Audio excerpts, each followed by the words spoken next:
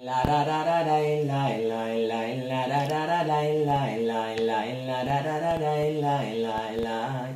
just finished Havdalah here at the Steiner residence, and here are the mitzvahs for today. 3 mitzvahs we got. The first is a negative prohibition, the prohibition against desecrating the name of Hashem, Chilul Hashem.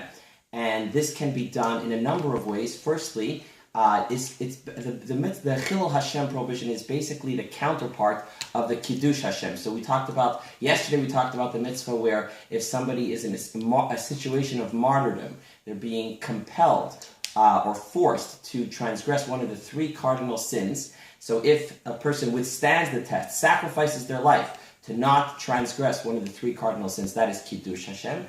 And by contrast, if a person fails in that situation and they transgress the sin to save their life, that is Chilul Hashem.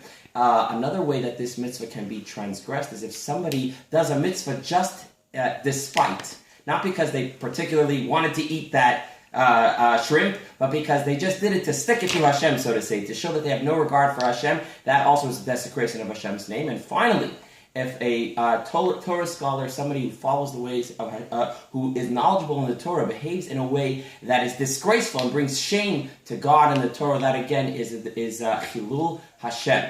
Second mitzvah of the day is the prohibition against desecrating or destroying the name of Hashem. And how is that done?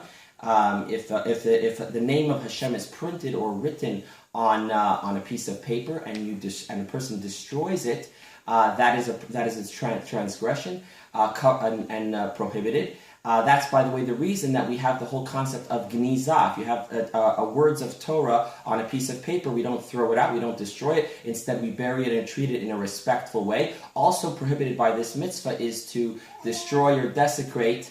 See, Bluma understands and agrees. To destroy or desecrate any part of the temple. And finally, the last mitzvah of the day, a positive mitzvah, and that is to heed the word of the prophet of Hashem.